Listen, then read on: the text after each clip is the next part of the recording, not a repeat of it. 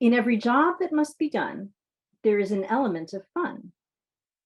Find the fun and snap, the job's a game. And every task you undertake becomes a piece of cake, a lark, a spree. It's very clear to see that a spoonful of sugar helps the medicine go down, the medicine go down, medicine go down. Just a spoonful of sugar helps the medicine go down in the most delightful way. Today, we're going to be talking about play. Well, we've already started talking about play, and I want to tell you that much of my sermon today is based on material from the book Play, How It Shapes the Brain, Opens the Imagination, and Invigorates the Soul by Stuart Brown, MD, and Christopher Vaughn. And I invite you to play during the sermon if it suits you. Please feel free to draw and color or play with quiet toys. In fact, I invite you to do that during any sermon, whether we are in person or on Zoom.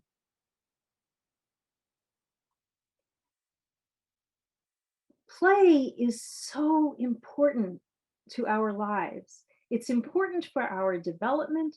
It's important for who we become as adults, but it's important for our ongoing living as well. And not just because it keeps us from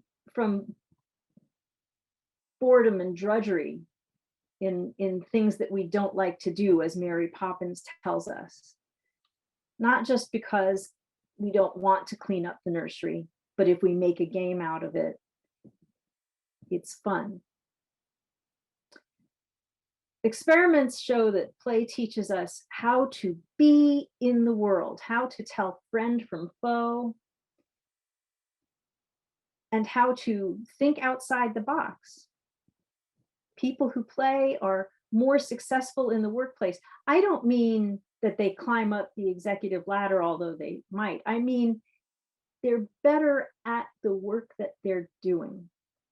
What do I mean by this? Well, some play researchers discovered that groups of engineers who all had the same qualifications, highly educated, all very smart engineers, the younger engineers weren't doing quite as well as a lot of the older engineers. And the difference was that the older engineers had spent a lot of time as children taking things apart and putting them back together, while the younger ones had had a lot of scheduled time and study. Study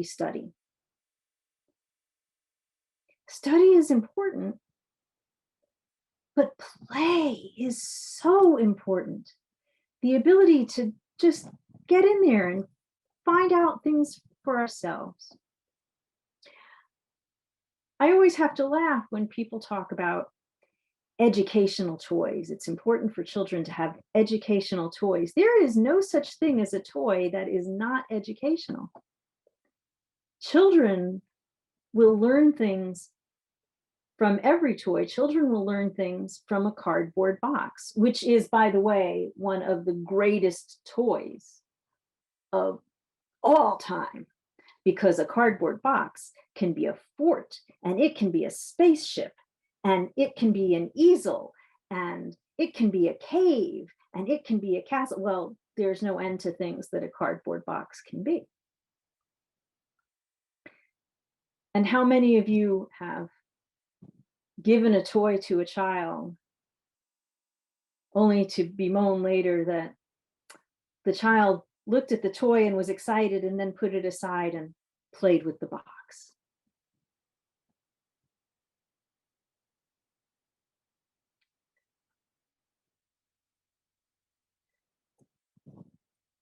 Play is necessary for the development of our imagination, but we're also happier people when we play.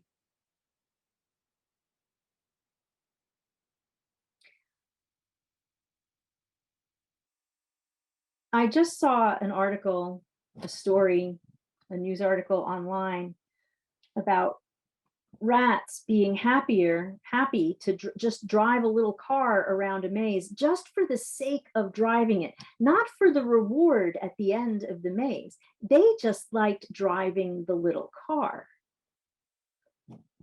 I mean, we like driving little cars. When we're little children, we like to drive cars and pretend that we're big and that they're big cars. And as grown-ups, we often like to drive cars. One of the popular rides at amusement parks are the old-timey cars that you don't even really drive. They sit on a track and you sit in them and you sort of drive them. Or bumper cars, where you can either, are you the person who intentionally tries to bump into everybody else, or are you the person who's trying to get away from everybody else, right? It's fun to drive cars. But one of the things that the article didn't mention, but that I noticed in the photograph, was that it was really apparent that the researchers were having fun with this too. How do I know this? Because the little cars were adorable. They were made to look like little, they didn't have to make them fancy. They just had to make a little working thing that a rat could get into and steer. But on the back, they had a little spare tire like you would have on a 4x4. If any of you have a 4x4, like a Toyota RAV4 or a Jeep, one of those cars where the spare tire isn't in the trunk, but it's mounted on the back. And it had a little cover on the spare tire on the back. This is the little rat car that the rat is driving on the maze. And on the little cover on the back, because people do this with their own vehicles, right? They get decorations on the wheel cover, was the university's emblem on the little tire cover. The researchers didn't have to do all that. You know that they did that because they were having fun too. They were having fun at work. Well, isn't that wonderful? Shouldn't we all have fun at work? Now I'm going to tell you a story about my daughter Cecilia, and she's here and she knows I'm going to tell you this story. I got permission. She just recently got a new job. In fact, this past week was her first week at her new job. She's working in a warehouse and she has goals, X number of pieces that she's supposed to get through in a day.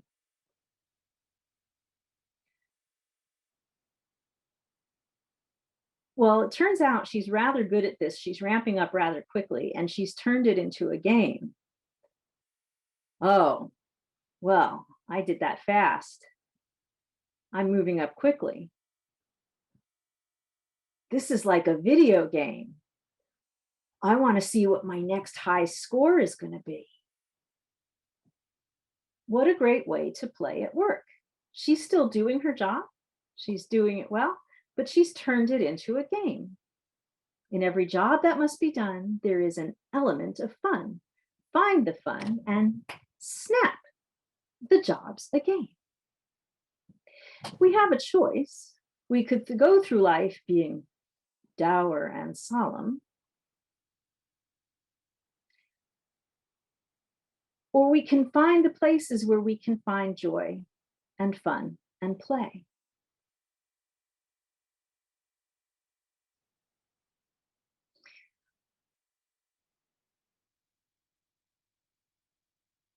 When I was in seminary, the dean decided at one point that seminary students needed to lighten up a little bit. And she decided we needed to have recess. Recess. And so we had recess. And I sat in the courtyard playing jacks with the dean.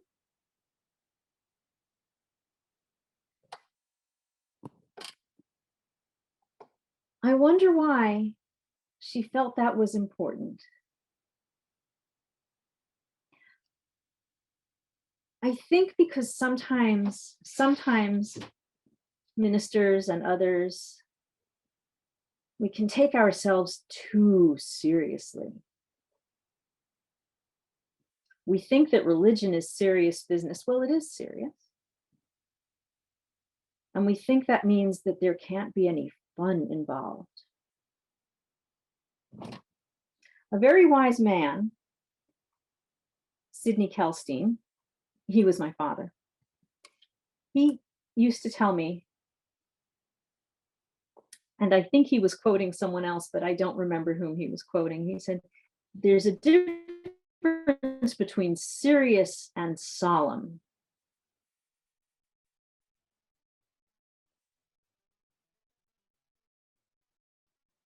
Bankers are solemn. They do solemn work. Serious pull off a heist at Cartier. If you're not actually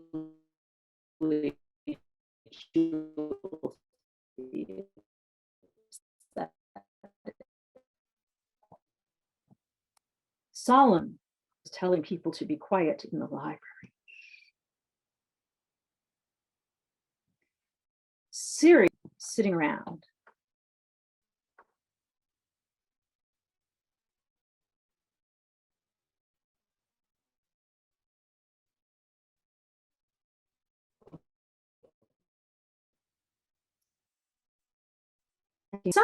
Sometimes play can look like work and work can look like play. There are many different kinds of play.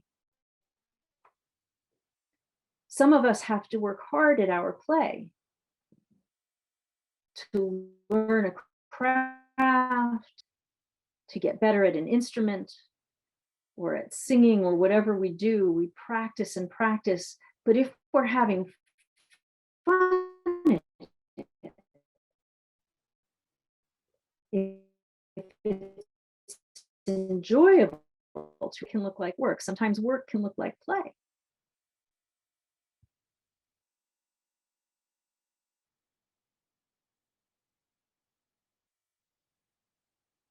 And sometimes things that ought to be play don't seem playful anymore if it's someone's job.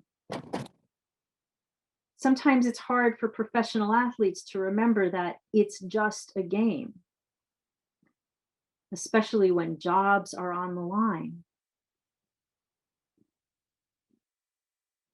People get fined for poor performance or lose jobs or miss out on bonuses.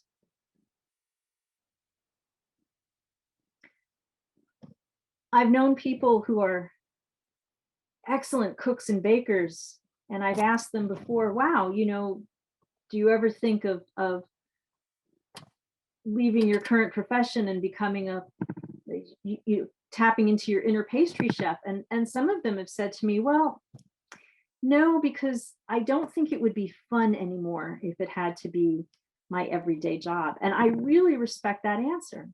When something is fun, but you don't have to do it, and you recognize that if you did it all the time, it wouldn't be fun, that's a good reason not to do that professionally. But for other people, they could think of nothing better than to do that as a career. The trick is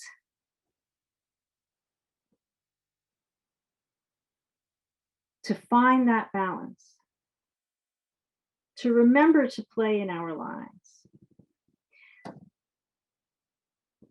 Now, I said, and obviously Jacob here has no trouble playing at any time.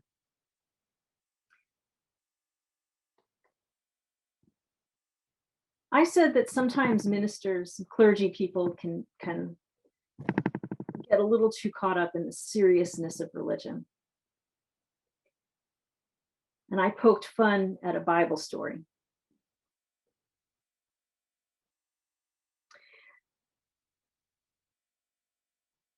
I did that because these are stories that I hold near and dear. And I think we can play with them. These stories mean a lot to me, but they're not so precious that they're untouchable.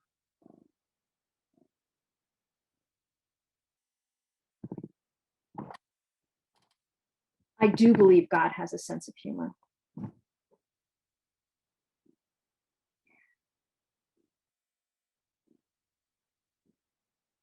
And I chose a story from the Gospel of Mark. If you've ever heard me talk about the Gospel of Mark, I often talk about that as the story of Jesus and the 12 Stooges. And some people think that I'm being irreverent. But one of the things I love about the stories is that the people in them are so human. And in that gospel, Jesus is constantly telling the disciples, or in our story, the garbage collectors, he's constantly telling them things. He's constantly speaking in parables, and he's saying, get it, get it, get it. And they're saying, no, we don't, no. And he loves them anyway.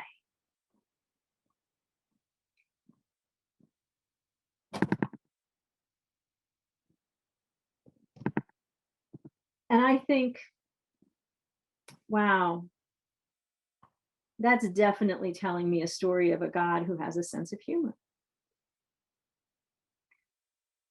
And there are stories in the Hebrew scriptures like that too. And by the way, in Judaism, the faith that I come from originally, we definitely don't take ourselves too seriously. The holiday of Purim, in which we read the book of Esther from beginning to end, adults are supposed to get drunk, so drunk that they can't tell the difference between the name of the good guy and the bad guy. And there are bottles passed around, believe me, in the sanctuary. And there are noisemakers, special noisemakers. And it's just a cacophony because we're always trying to drown out the name of the bad guy in the synagogue. It's a big, huge party. Esther itself is a comic novel. It's a reminder that we can take religion seriously and also with a sense of play. That we can play gently with our faith, that we can explore, that we can have wonder.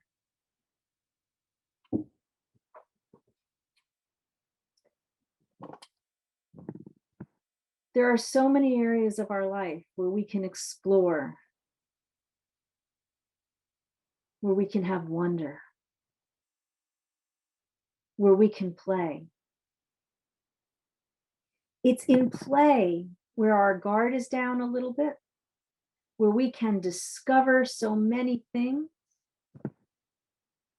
It's in play. It's in taking apart those things and putting them back together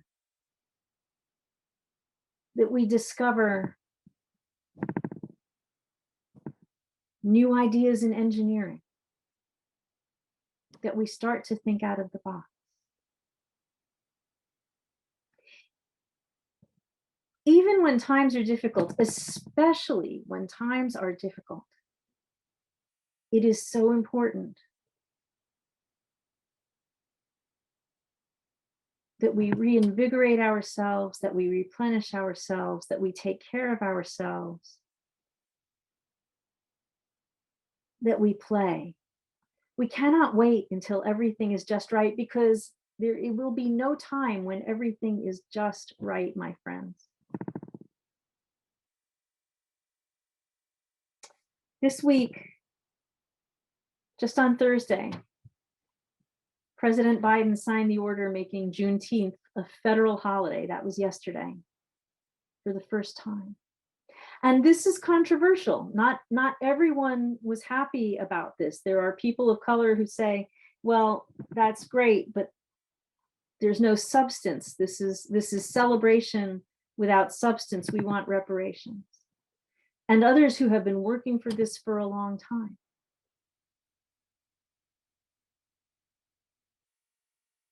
And we can look at the history of Juneteenth and say, why did it take so long? And recognize that it wasn't until 6 months after that that slaves in the slaveholding Union states were freed. It wasn't until 6 months later with the 13th Amendment. But we can also recognize that there are reasons to celebrate. And so I will never tell a person, do not celebrate this. I would never tell a person, don't celebrate when you feel joyful. Play when the Spirit says play.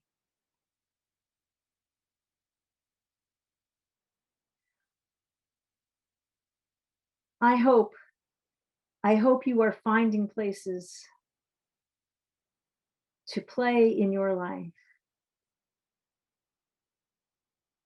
I hope you are finding places to tap into what gives you joy, what frees your imagination.